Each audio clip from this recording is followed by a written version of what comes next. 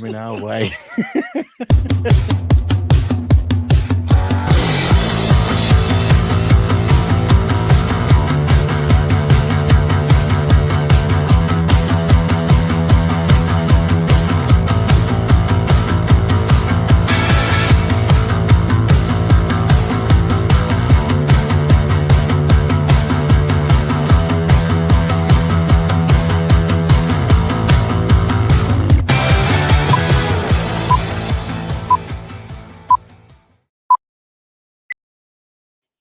Good morning, everybody, and very warm welcome to another Ask the Accountant episode.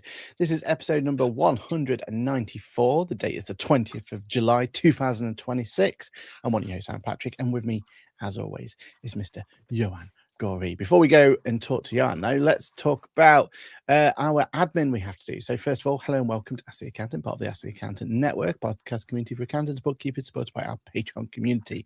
Remember, everyone, it's on pause at the moment, so do not sign up at this point because you won't get any benefits out of it. But we still have our OGs, I like to call them, who are Paul Whitehouse, Curtis St. John, Mahul, and Peter Richardson, who all supported us at our highest possible tier. So they get a fancy little shout out on each and every episode. Mr. Johan Gorey, how are you doing? How's the week been? Not in the office, which is it been a bit of rest and relaxation, or have you been working as well? Bit of everything above. So yeah, all good. Still down at my dad's until Thursday when we're driving back up to Edinburgh. It's been a blend. It's been good. So A blend. yeah, so like most days I've been done by lunchtime, or I've been sat on the sofa doing like project work whilst watching telly and stuff and chatting to dad. So yeah, it's been a bit of R&R, but it's also been really productive. So like just launched a whole new HR system with training, with tracking sickness and Bradford factors, one-to-one meetings. Annual leave is now formally documented properly. All stuff I probably should have done 7 years ago. But that's all being done properly now. We're looking at proper career progression and what training each person should have done, and not accounting qualifications. That's just kind of obvious. Like leadership training, customer service training, GDPR training, data security training, all of that good stuff. Working out who's doing it at what roles and stuff like that. And also setting up, look, if you want to progress into this role here, this is the training you need to start doing now in readiness for this role. So yeah, from that, as much as I've been putting it off, I've actually quite enjoyed thinking it through and implementing that the last few days. So yeah, all good. How are things over at your end? It's interesting you say that because this is the bit I've been trying to hammer home with payroll software at the moment, right? I'm trying to think what the American term for that whole system is. They've got a term for it. They don't call it payroll, they don't call it HR. It's that bit in between, isn't it? And I can't lie for employment tribunals. Yeah. It's one of those that I've been told so many times, never stuck in my head what it's called. But that sweet spot in between, right, where we're not giving HR advice, but we're also providing systems, like you said there, to be able to make this work really well. And it is something that I do feel strongly against about at the moment, because payroll's bloody employment rights. Internally we're fine, or touch wood at least anyway. But it's that whole idea about you want to give the best possible service to clients, right? And amount of times I've been in conversation with clients and they're like, especially in those early days when they're thinking about taking on their first proper employee, and they're absolutely worried about it, and rightly so. They've got all, there's a fear factor for doing it, right? We can go through with the cash flow forecasting, all that sort of stuff to make sure financially it's the right thing to do. But actually, that whole thing, you can lead a horse to water, but what else can you do for them, right? And that's the bit that I feel like, from a payroll point of view in the UK, we don't have that proper solution that we can work with. the irony is the people that tend to offer these services are so bloody expensive. Whereas when we're talking to our clients and they're looking at their first, second, third employee, they're actually in a position where their first question is, can I afford this? Yeah. Yeah. Can I cover their wages? What happens if that happens? And they're worried about covering their wages. And then for someone to turn around and go, well, never mind whether you can afford their wages, you need all these processes and systems. And here's how much I'm going to charge you for the privilege of doing that and maintaining it. And you go, hang on a minute. Now when we're scaring them into compliance, and we've got to be compliant, of course, but it's got to be affordable and approachable. It's a bit like the amount of people out there that don't use accountants and bookkeepers because it's not affordable and approachable.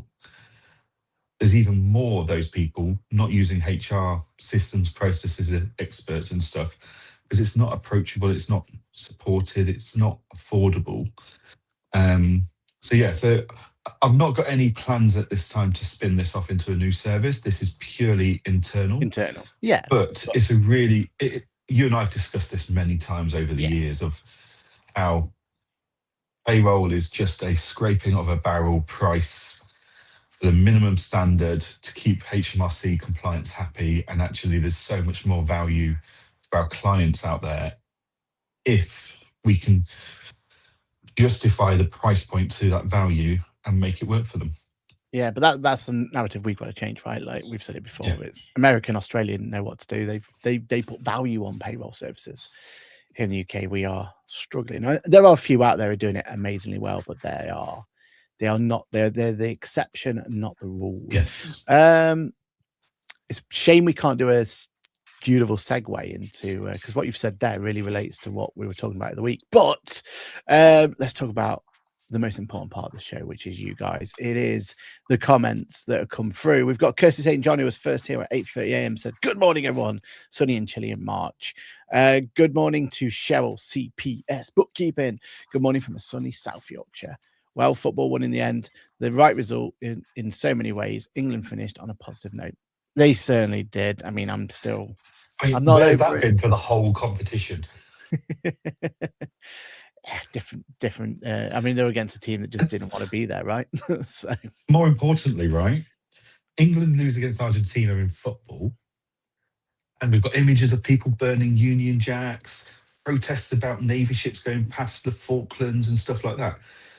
And it's all over the media and how it's disrupting the politics of our nations. England kicked Argentina's backside in the rugby this weekend. Nothing. Wait, Argentina have a rugby team? Moving swiftly on. Mahul says, good morning, everyone from London. I hope everyone had a great weekend. Hope you had a great weekend too. Paul Whitehouse says, morning all. Good morning to you. Paul Ingram's ABS says, good morning, everyone. Good morning, everyone. So I don't know what the hope bit was, but hopefully it was a good comment that was coming our way. Susanna Whelan says, good morning. Good morning to you, Susanna. Just so everyone knows, we are talking behind the scenes about getting another MTD Watch series up and running to talk about the trials and tribulations of this first quarter, because it's been a journey, everyone. It's been a journey. So keep an eye on socials for when that goes live. Juliet McKenna says, good morning, all. Good morning to you. Kilometer 100 says, good morning to you too.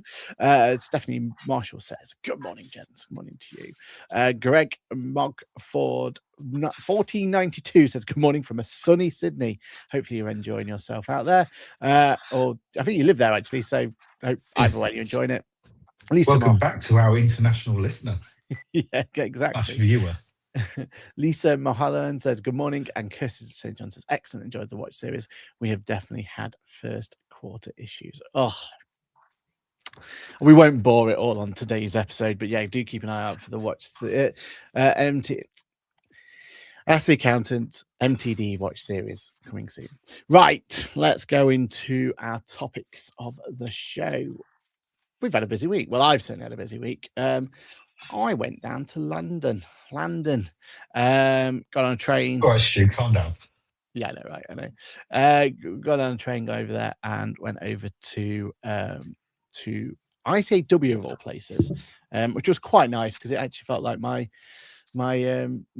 my contribution to the ICAW cause was going in the right direction because I got to use some of their facilities. That was nice, right? I got one benefit out of it this year, so that's always a positive. But we went to go to Sage's embedded services round table. Fantastic event. There was a group of us around a table talking all things Sage Embedded. So anyone who doesn't know what Sage Embedded Services is all about, imagine, now this is a big imagine for you, Johan. So just take a step back, clear your mind. I'm sat down, I'm braced, I'm ready for you to blow my mind.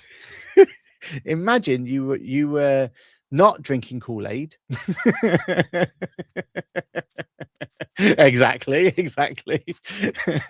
and and you were listening to announcements about stuff that actually could, and I generally believe could be actually absolutely fundamental in the way that we're going to be dealing with clients going forward, right? Sage Embedded, or embedded services as a whole, the best way to kind of explain it is if you look at Metal and Free Agent and how they've got that really close-knit solution. Whereas anyone who hasn't, I highly recommend you just go and get yourself a Metal account and play around with it, right? And I think as accountants and bookkeepers, we should be doing that on behalf of our clients just to show the excitement of it. Yep. But the idea is with Metal and with Sage Embedded Services is in the bank account itself, you can do. Now, we've got to be really careful, and I'll come back to why in a minute, but we've got to be really careful to terminology. We can do accounting/bookkeeping-esque functionality directly in the banking app itself. So we're thinking small scale at the moment, but this can obviously go much bigger.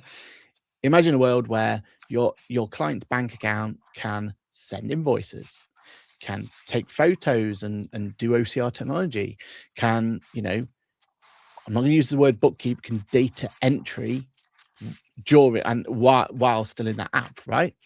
And the idea then is that information at the moment, a lot of banks are doing that, right? You've got, I keep getting it all the time. Every time I go make a payment, it's like, well, why don't you take a photo of it? And I'm like, I could take a photo of it and it'll go in some black hole somewhere that no one's going to have access to, right? And like, we've spoke about it a lot, haven't we, on this channel? Like, banks are making this fantastic innovations and they're making things really good, but they're just going into a black hole that no one gets access to. The whole point of the Sage Embedded Services solution is that functionality that we're talking about there, but an opportunity where as accountants and bookkeepers, we can have almost seamless access to it. And we break down those barriers. We have the opportunity to be able to get access to those OCR technology photos. We get access to what data entry/bookkeeping they've done in their things. They have sent an invoice. We get to see those invoices, right? Like all that data isn't just going into a black hole where we've got to jump through 700 hoops, promise our firstborn to whoever to get access to it. We're getting into an opportunity for us to be able to actually do meaningful information with it, built on a platform that is going to be accessible to accountants, bookkeepers alike, and then we can do all the good stuff that comes with it, right? And the phrase I keep telling everyone is, this is how government should have looked at open banking, or what open banking was promised to us. And it looks like Sage and Free Agent already shown as well have delivered on that promise, right? Like it is that idea where we're going to have access to bank statements as well as the transactions. Like it's basically what every bank has been promising us and trying to deliver without actually connecting it properly for the professional industry that is the accountants and bookkeepers. So the fact that Sage is now able to do this and connect things like Free Agent and Metal and RBS have is, phenomenal. So yeah, I mean, I talk about app fatigue a lot, which is ironic considering this app stack I've got in my firm. But we're always striving for our clients to have as fewer apps as possible. Exactly. Yeah. So like, in my ideal scenario, my clients need like one app. That's the dream. And if that one app is actually their banking app, even better.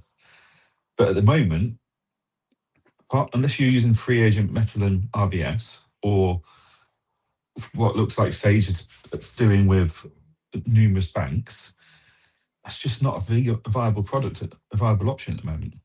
Right. I mean, you look at what's happened in the past. We've had all of these different ideas and they've all kind of built them and everything else. And they've tried to tried to build this functionality, but the banks were doing it in isolation. They were doing it to try, in the nicest possible way, to try and not need an account, or the clients not need an accountant. They wanted to control the relationship. They wanted to control the data. They wanted didn't they wanted them involvement. to be sticky, right? Wanted them to be sticky, so that they stayed there. It was all about retention more than a shiny new solution. And at the same time, they were looking at ways to improve revenue. Like I still, like they can try and convince me as much as they want, but I am still very dubious about this Ember Starling relationship. That they can tell me all they want that, well, the accountants have walked away and they're not involved anymore. But it was built by, this solution was built by accountants and still ran by accountants for a long time. Like this was in the night, it was similar to what Mazuma was, right? It was a purpose-built solution where they wanted to, and instead of like taking it to the moon like Mazuma have, they've sold it to Starling. I still don't have confidence, and I would never put a client onto that solution because I don't know where or what the intention is. Because surely that to me screams they want my client more than they want my relationship, right? Like that's how it feels. So that's how not to do it. I wouldn't put anyone on Starling anyway, just because they're debanking people left, right, and centre still. Yeah. There's a whole issue of thing, but it's a shame, right? Because Starling as a premise, amazing. Started off so well. Yeah, love it. And all the challenger banks as a premise have been brilliant, and they keep bringing innovations. Like we're still, I still shout and rave about how good POTS and all those sort of things, or what envelopes or spacers, whatever you want to call them, right? Like it's actually now old tech, isn't it? It seems that long ago it came out, but the premise of it, amazing. The execution of it for accountants and bookkeepers has been horrendous. And I think that's kind of sums up what the banking sector has been like, where these challenger banks come up with some amazing ideas but they've not done it talking to accountants and bookkeepers. They've done it in isolation and just caused us friction and pain and problems and issues.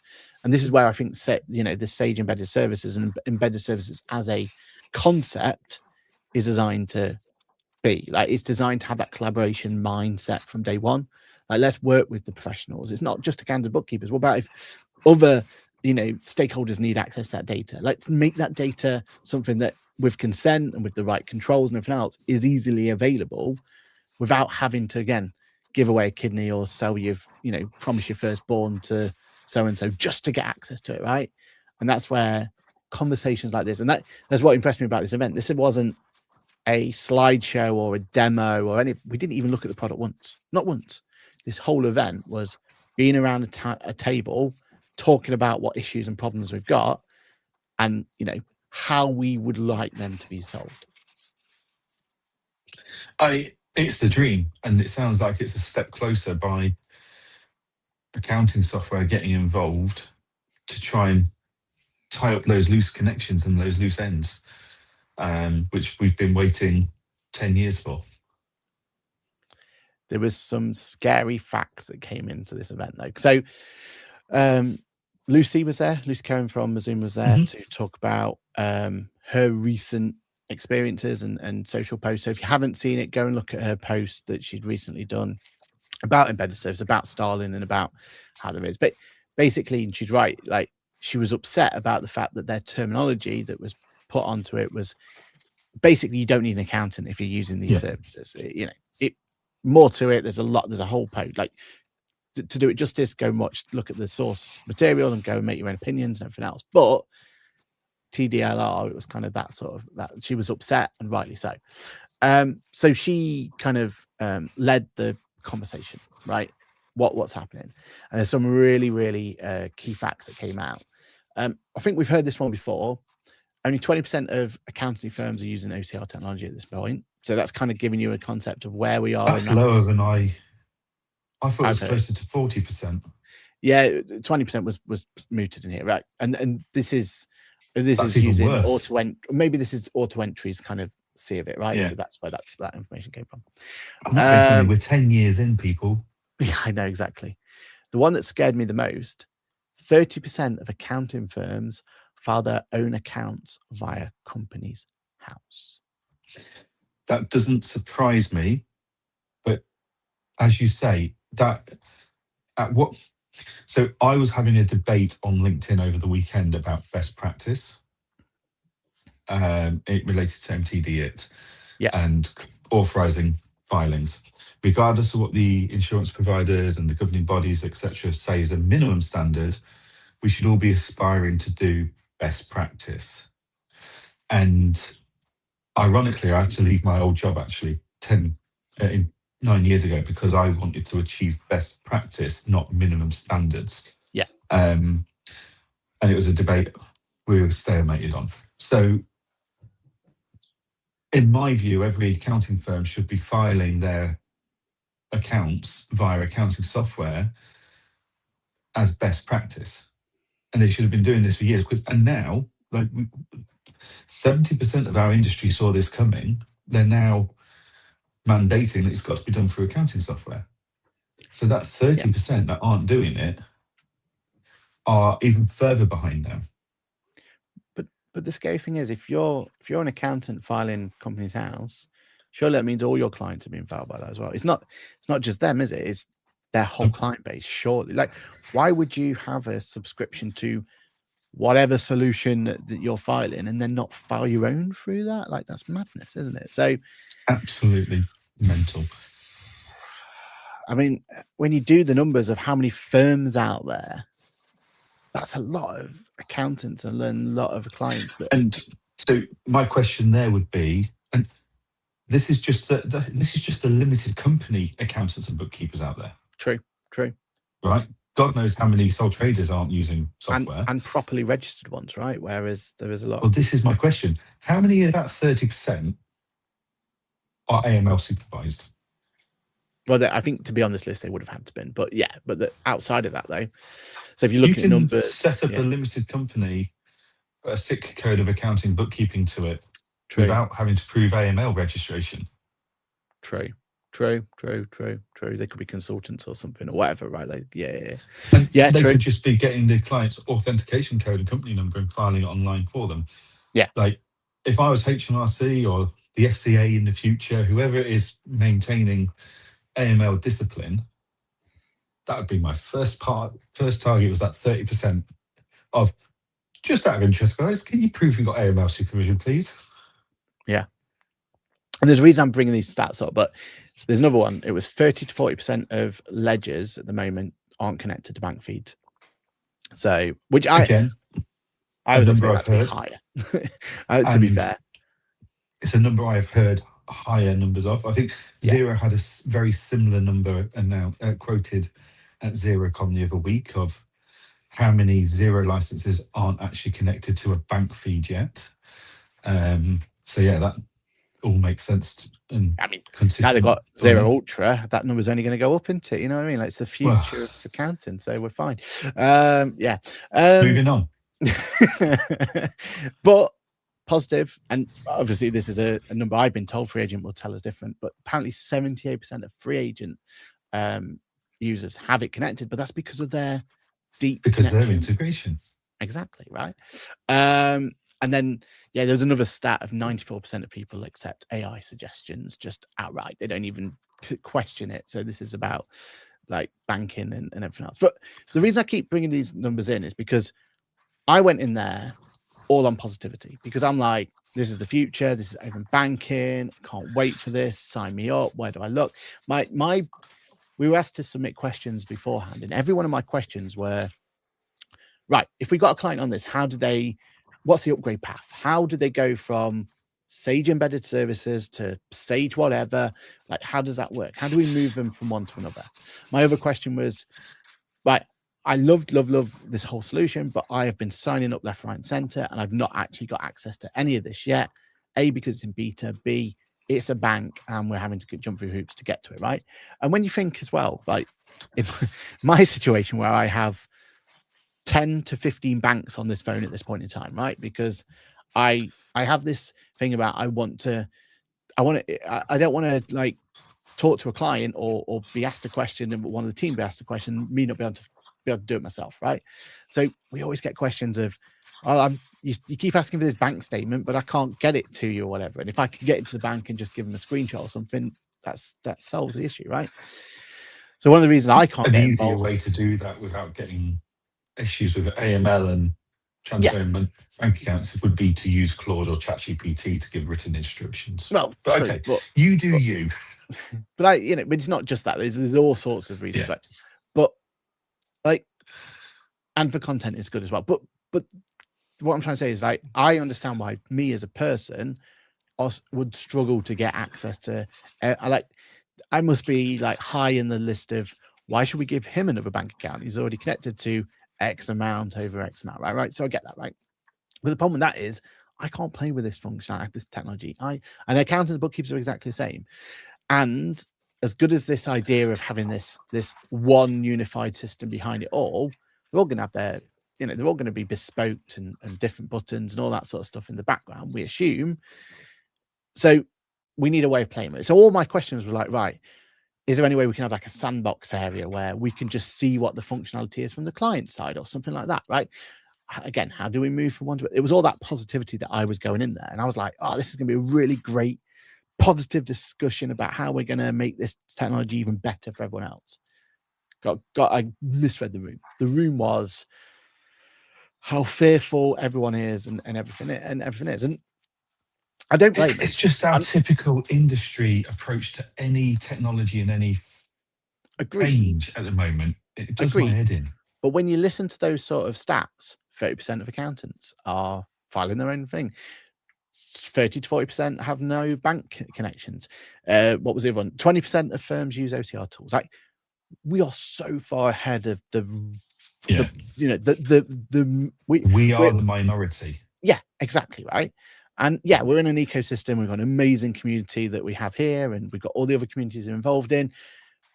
All we see from day to day is all this, and very, very important. So some of us are way ahead of the others and everything else, but we're still in a very, very small subsection of what the accounting industry is. And that's what the problem for this solution is going to be, is not convincing the likes of you and me. We already see the excitement and anything else. We just want to kick the tires and, figure out the thing. Their biggest problem with the whole of this is how do they talk to everyone else and convince them that this is a net positive. And from everyone saying and everyone's scared and everyone, they're right. And one of the big things that I took away from this is a lot of them are talking about you can do your bookkeeping in the product. It isn't bookkeeping though, is it? Like, that's not what they're doing at this point. They're not bookkeeping. It's data processing. Exactly. Data processing, data entry. Like, we've let that term bookkeeping just be used for anything, right? And everything else. Like, we've got to, a bit like bank reconciliation, like 100%. It covers so many manner of sins, whereas technically a bank reconciliation is me taking a bank statement and making sure it reconciles line for line against another bank statement feed or bank feed. Bookkeeping is used as a generic term covering everything, whereas actually, as you say, this is data entry, data processing. Yeah. And which is a small fraction of what bookkeeping is. Exactly. And let's be frank about it as well. Bookkeeping is about making sure that everything's done correctly and double entry and everything else. Most people using this tool don't know what double entry is. Like, they have no concept of it whatsoever. And they don't need to, right? They are plumbers and hairdressers and whatever they are. Like, they're amazing at what they do.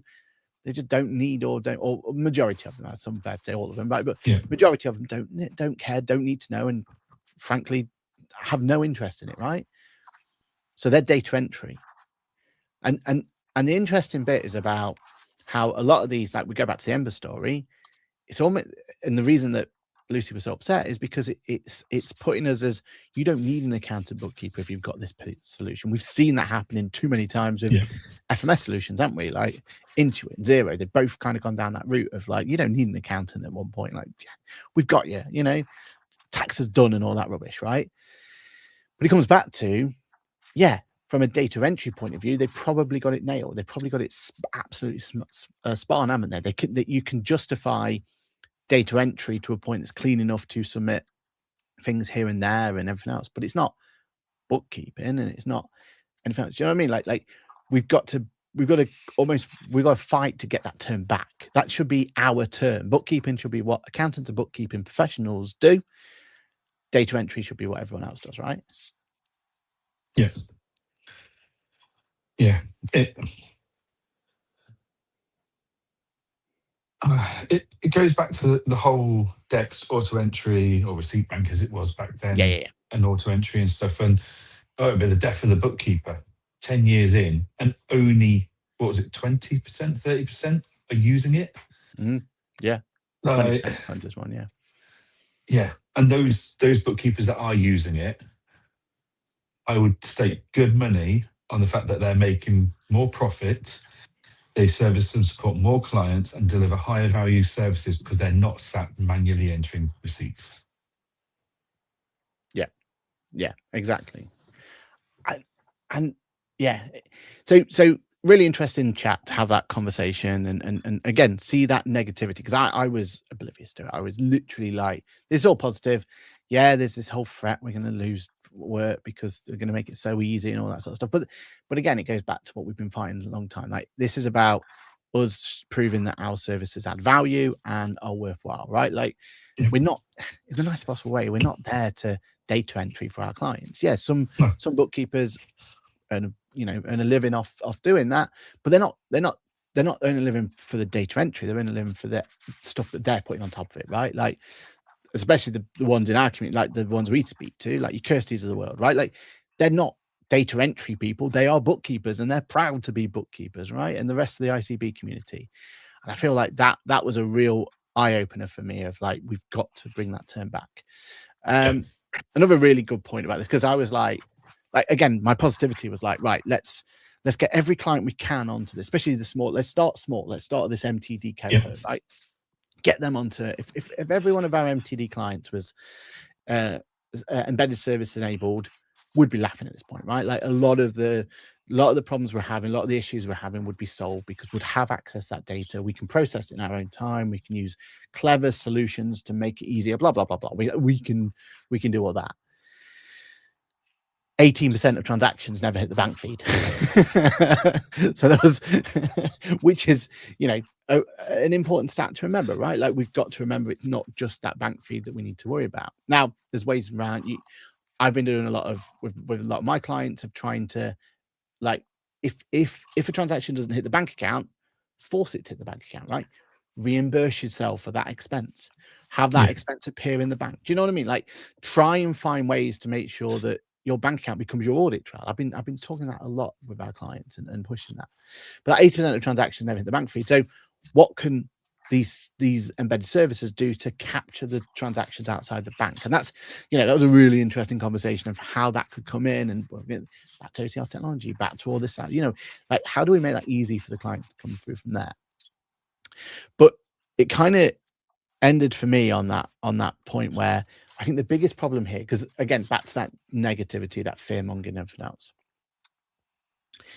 Clients, the unrepresented of the world, who don't need or don't want or don't have the funds or whatever the reason is to have an accountant or bookkeeper to do their filing for them, they're still going to exist. There's still going to be a need for those people to be there, right? And these unrepresented, there's no point in us trying to have this, idea that we're so important as an industry that clients must use us and everything else, because there's a lot of situations where it just wouldn't fit, right? An accountant bookkeeper hasn't fit till now.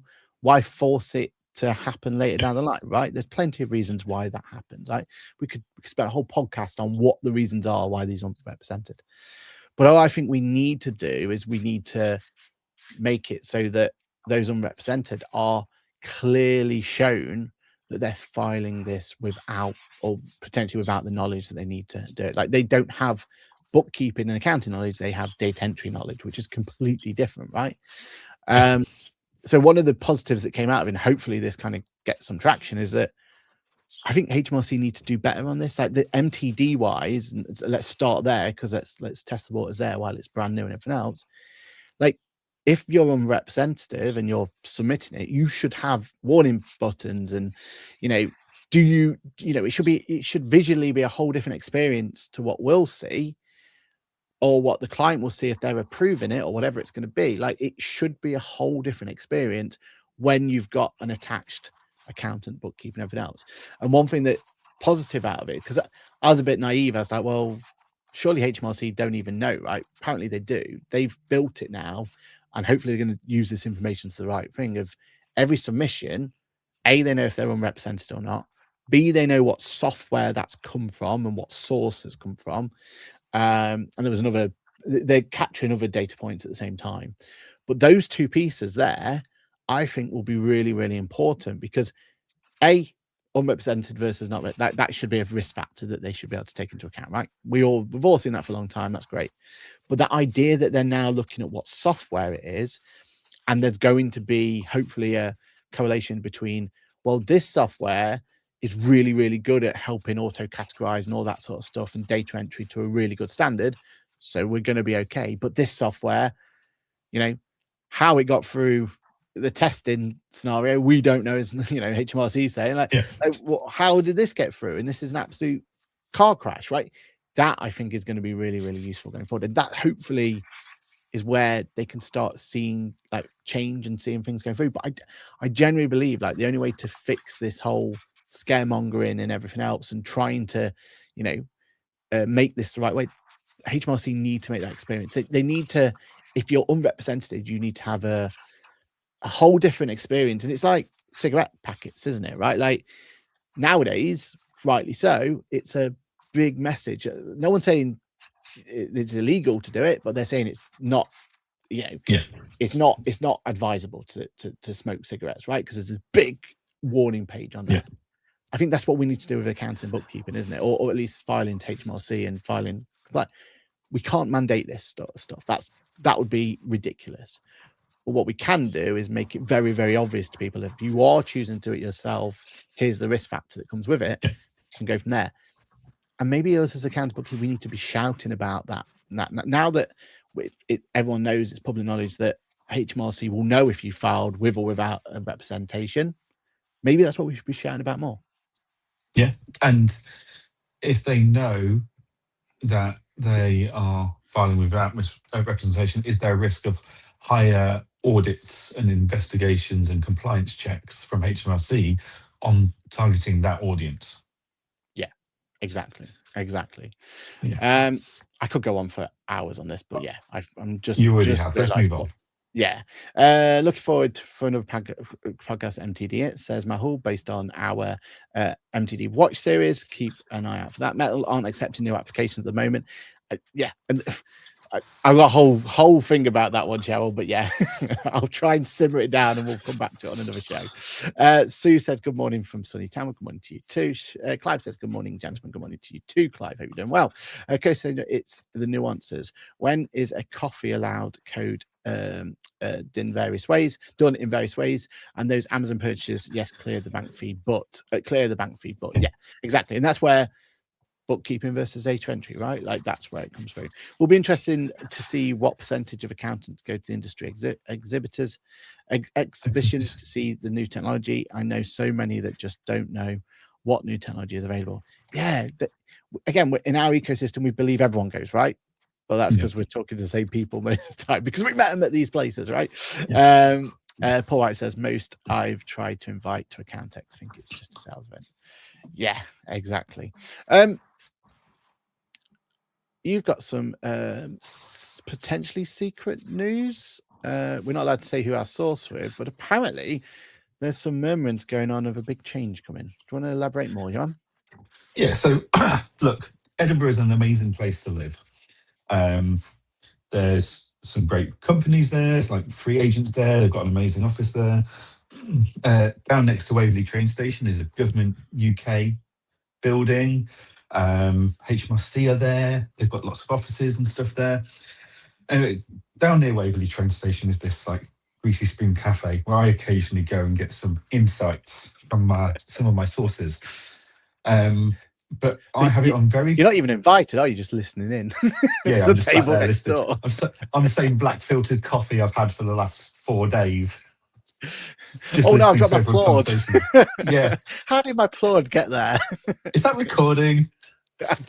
So yeah, but I have it on exceptionally good authority that HMRC plan to auto-enroll people to NTD it from September this year.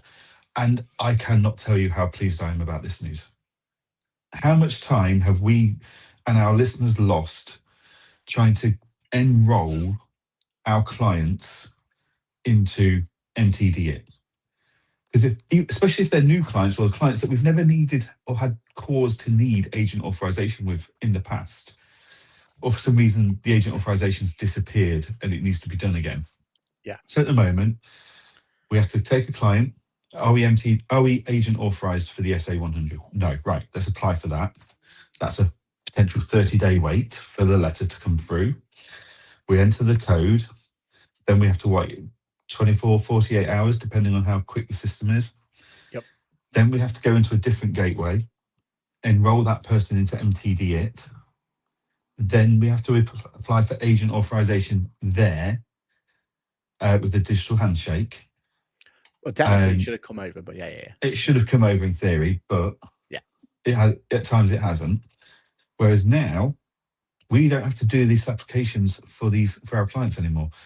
In September, anyone that's in this current cohort of MTD applicable people will be auto-enrolled into MTD It.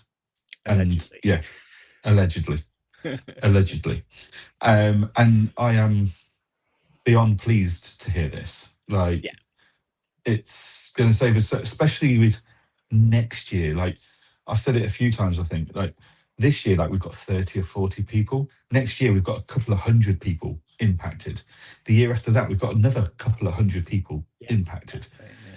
So what annoys me most is that this wasn't available from day one. We've had to go 6 months of doing it manually. I assume that's because HMRC wanted to test the systems, and now they're seeing the lack of adoption, that they're worried, and they're now going, right, with easy fix, we'll just mandate it. It will auto-enroll people. And yeah, I'm thrilled about this. I mean, Paul's just said in the comments he's lost days of time to this. So yeah, I mean, I can't see any logical person saying this is a bad idea. There we go. I've laid the gauntlet down. I'm not saying it's a bad idea. I'm saying there are circumstances where this will be met with problems, put it that way. So overall, definitely 100%. I want this to be something we don't have to ever deal with again. It has been painful. I did a video over the weekend. I tried to do it last weekend, ironically, but I think we spoke about in the show that MTD was down. So there's me waiting to record a video on how to submit your tax return, MTD tax return, and I couldn't because, what do you call it, I even had a rocket to the moon ready, but I'm not something about that later. But in that video, and I think I've done a short video to go with it to kind of showcase it. Filing the return was absolutely a piece of cake. Brilliant. Worked really well. Kudos to near enough every solution I've looked out there. They've done really well, making that super simple. The administration behind it has been a pain, and this won't even solve that issue. Well, maybe it will. Maybe part of it will. I have had to put, since this went live, I've had to, because the reason I remember this is because to connect a software to HMRC's portal via agent authorization, we have to prove our identity, right? Like, we have to go through his drive. I'm sure you've been through it. I don't know if you do. Yeah, ages ago. Yeah, well, I've done it 8 times since the 1st of July because it keeps disconnecting and coming back, right? Oh. So 8 times I've had to tell them what my driving license is, and I've also had to tell them how much I paid them. And that's the bit that stings me the most, right? I'm having to say each time, this is how much I paid you in tax, because that's one of the questions to authorize you. I'm sure you've gone through that, right? Yeah. Anyway, so I've had to do it 8 times because it keeps disconnecting. I've done a little montage of me going through that pain of, I think I catch like 5 of them on video, right? So this isn't me just like getting, I literally got video evidence of me doing this.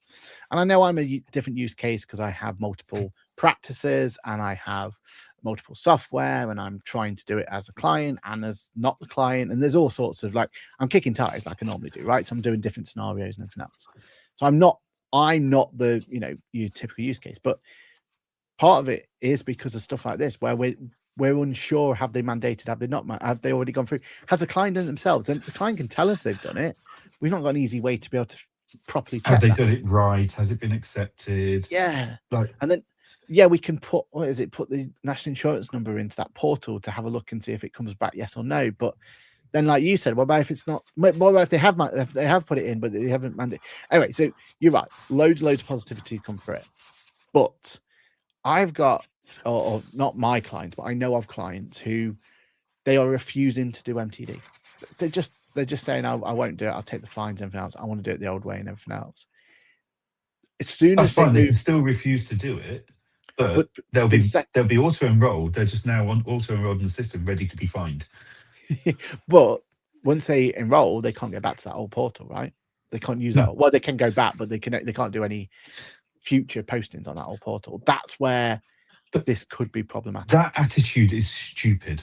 That's like me saying, I refuse to agree that 70 miles an hour on a motorway is an acceptable speed limit. I believe it should be 100 miles an hour, and I'll take the speed penalties. I'll take the fines. It's fine. It's such a stupid attitude. It really is. You don't take that attitude with anything else in the world of, like, for any, like, it's a government mandated thing. Deal with it. All right. If it and yeah, I agree. But then why is, and our industry, we seem to be keeping on top of it, right? Again, look at the percentages and stuff. There's a whole percentage of people who don't. Yeah. They've got no hope, right? But most of us in our cohort and everything else are dealing with it. It's been painful. We've got stories and everything else, but actually, as an industry, I think we've dealt with this pretty well, right? Like we've got over the hurdle, and we're fighting the good fight. You probably is that unrepresented. We've already talked about. They're the ones where when they get mandated, it's gonna cause a problem. But B, outside of the accounting bookkeeping industry, why was the rest of the industries not prepared for this? Like lenders have no idea this is happening, right? So mortgage applications and all that sort of stuff, they're still like requesting SA 302s, and they still want, do you know what I mean? Which now don't exist anymore, and they're not prepared for this. And I know there's a time lag until that becomes really, really important. But at this point in time, moving someone from standard essay, standard self-assessment submissions to MTD submissions, they're getting a worse experience because they can't borrow money, or do you know what I mean? Like they're losing that sort of stuff. So I do get why in certain circumstances. Interestingly, we've actually come across lenders recently that aren't asking for SA 302s. They're asking for tax overviews from HMRC. Okay. They're not interested now about the breakdown of how you've got your money. What they're interested in is how much tax you've paid and have you paid it. But tax overviews don't exist in the MTD world yet. So that's the headache. Do you know what I mean? Like that's because in an ideal world, lenders should be able to do it on quarterly submissions, right? Like that's the world we want to get to, is that they can go, okay, what was your last quarterly submission? Okay, what was the last 8 quarterly submissions? Then we can do an assessment on your eligibility for lending funding options, right? Like that's the world we want to be in. We want that. Let's be fair on the client, not 18 months worth old data of SA 302, and potentially it's, do you know what I mean? Like we can see positives in that step, but at the moment, lenders they don't even know what MTD is. Yeah. No, I think overall though, this is a positive direction. I think the fact that a new client this improves our ability to service clients and set a precedent on day one really well. So in September, okay, let's go with October. Okay, in October, client walks into your office off the street, calls you, books an online call, however you're working. I'm a bit behind on my MTD it. I kind of ignored it, head in the sand. Yeah. Can you help me catch up? Because we know they will have now been auto-enrolled into this, we can go, absolutely, here's our quote. Great, you've signed up. I need this information from you, national insurance number, postcode, blah, blah, blah. Brilliant. Here's a link. Authorize that for us. If you've not got a government gateway yet, here's how to do that. And like in a very short period of time, we can be filing and catching them up. Yeah, true. This this sets us up to show why they should be represented. Whereas at the moment, someone comes to you and goes, "Oh, I've got an issue, I've messed up last year's filing with HMRC. You need to speak to, I need you to speak to HMRC to understand the problem because I don't understand." So, well, actually, you need to sit there and wait for up to 30 days while we get a letter with a code on. This is going to help us increase our customer service and set a better value proposition, explain and justifying why people should be represented and not unrepresented. Yeah. Chris does make a very good counterpoint, though. Business name will not be pre-populated, so if multi-trade exists, one will null when linking software to HMRC. That's why it's been best practice for it to be managed. Because I came across this because in my world of just me, like for my personal MTD journey, I've tried to have multiple income streams where I could have the QuickBooks income, Sage income, free agent, just so I can manage where all these sources have come Ladies from. and gentlemen, the Sage chap coming to you soon. But for me to make this make this work for content and stuff, I've been trying to. You can't go back and change those business names. There's no way to manage what those business names are and how they're represented and everything else. So yeah, Chris is. That doesn't stop the auto enrollment though. Yeah, but the taxpayer they're just going to be enrolled. But they're just going to be enrolled, and then there's then we've got a whole. But we've still got that mess today, whether they're auto enrolled or not. No, but when you enroll them, you can set them at that point, right? You can go through. So I mean, this is easily fixed by HMRC if you're listening. Like this is just a UI UX change. Yeah. Give us the opportunity to manage that after date, right? But then come on, Craig. Come on, Sam. You must be in the. if you're not live with us right now, you're probably listening back to this. I'm very pro this. If you want me to come and shout how pro about this, I am. That's great. But just give us a helping hand with the UX UI of the gateways, where we can change some names. There he is. He's listening. He's in the comments. You say the words 3 times and he appears. Just to clarify, no one in the comments is the source of where I got this information. Well, it was Claude, wasn't it?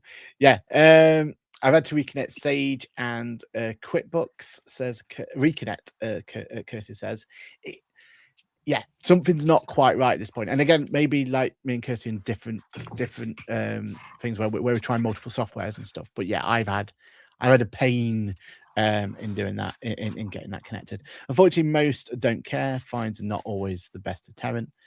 Then let's give them a carrot on the stick. We've said this, right? Let's give them a bit of a carrot on the stick to go ahead and do it, like we did with RTI. And the points option has watered the fines down. Yeah, exactly. It makes me laugh how clients are just like, what? So I'm not getting a point, I'm just getting a point. Oh, yeah, it's fine.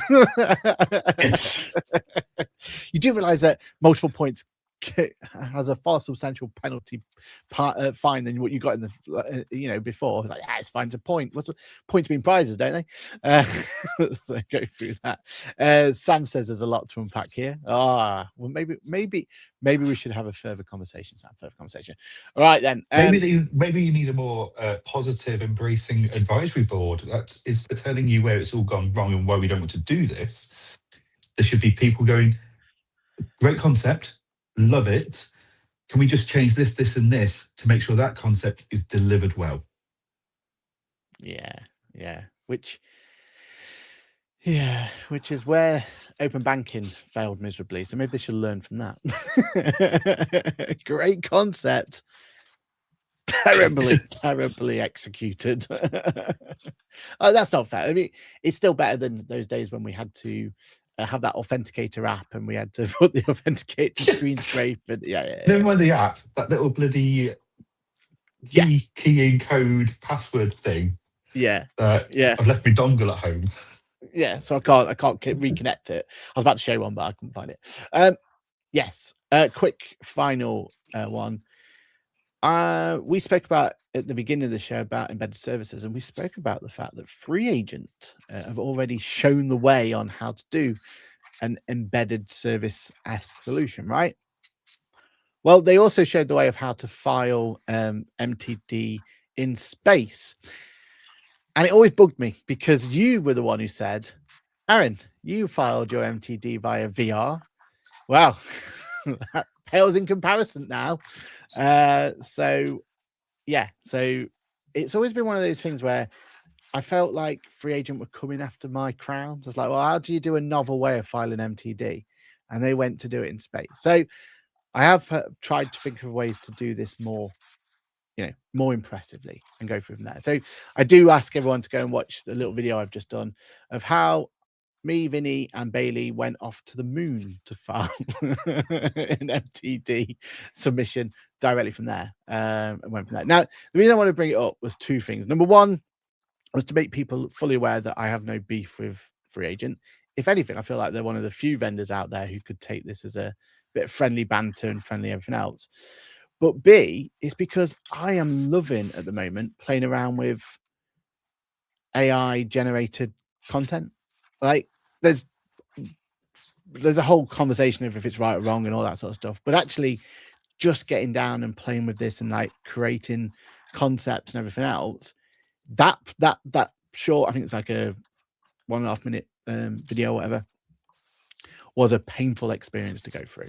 Full transparency. There was a lot of workflow, blah, blah, blah, blah, blah. But the fact that the end result is achievable with relatively little experience, knowledge, and everything like I'm not a graphics designer. You want painful? You want painful? I'll give you painful. Painful. I told my wife I went home at the start of the Xerocon party and I didn't stay out. My wife then sees a video of me dancing on the dance floor, courtesy of you and your bloody AI. You'll be pleased to know though that at one point you were drinking Kool-Aid. And I thought that's too far. I've crossed a boundary here. If there's any videos of people out there that they think I don't remember that, it's probably Aaron playing with AI. Yeah. So for everyone who doesn't know, in my Xerocon review, there's a section in it, and appreciate everybody because a lot of people reached out and found that very funny actually. But there's a piece of it where there's a photo that's in from the Xerocon after party, and I've done this enhance and thing, and it goes in, and there's Johan dancing on the dance floor. And he definitely wasn't. I've got video proof, mate. I don't know what you're on about. But yeah, no, please, I've got a video in the works on how I became James Bond for the day, and so it's like me being fingered in James, but to go through the whole workflow of how this is done and everything else, highly recommend people having a play around and having like this technology has moved on so quickly, so fast, and everything else. Like we'll all remember the whole was it Will Smith eating spaghetti? I don't know if you remember that one. Yeah. Where it was complete. Like we've gone from that to me going to the moon. You know what I mean? Like it's come that far and everything else. And yeah, absolutely loving it. So just want to put it out there that this was an experiment of how to play around with this technology and how to get the most out and everything else. This was not a let's have beef with Free Agent. And I'd just like to put it out there that Ask the Accountant does not associate itself with Aaron's fake news, fake videos. And it's strongly against our beliefs about sharing honest and insightful information. We're going to get into so much trouble. You're just upset you got caught on the dance floor of Xerocon. So yeah, no, it's good. And did you like the fact that they were all chanting in the same video that the Xerocon people were chanting during Sophie's Expo, so that they don't have a bank wreck? Yes, I don't recall that either. But then again, I wasn't there to recall it. I should have put you in the background from there. So yeah, please have a look at the video. It's all in good taste and everything else, but it is it's me trying to reclaim my crown of filing MTD in a more quirky space.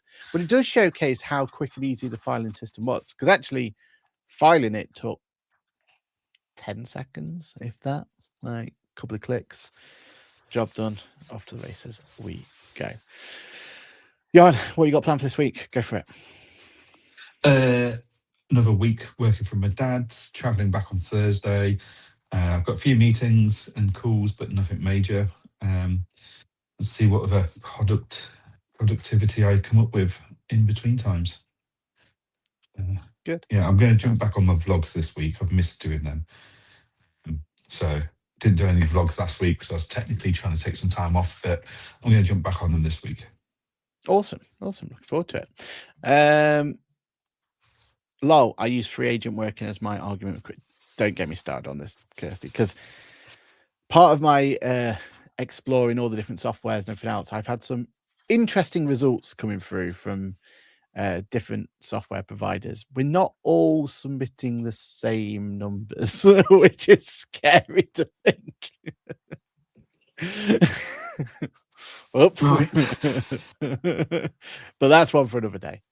Yeah, it's interesting. And one of the software providers out there that you like to drink the Kool-Aid from are telling people they can do stuff that they can't actually do in product yet, which I think is very naughty. So, but hey, I mean, the CEO obviously, supports it because they're keeping hold of all their shares and they see it as a bright future going forward. So, oh, was that all right? Oh, no, sorry. Wait a minute. She had a tax bill to pay. Yeah, I'm sure. Nothing to do with the fact it's over halved its value, but anyway, I'm sure she sees the future in that Kool-Aid going forward. Right, everybody, thank you very much. For me, I'm on a webinar on Wednesday, I want to say. Yeah, Wednesday, KPM, talking about stuff. Couldn't tell you what the webinar's about, if I'm completely honest. So yeah, that's how prepared I am for that one. I'm actually down in Leatherhead for the first 2 days of the week. I got some really exciting things happening in Boffick, so we are full push on that one. So we've got some really exciting projects down there and all that sort of stuff. So it's gonna be good to go down there. Right, we're back, same time, same place. Thank you everyone for joining us. Thank you everyone for chatting, everything else, and we'll see you this time next week. It's a bye from me.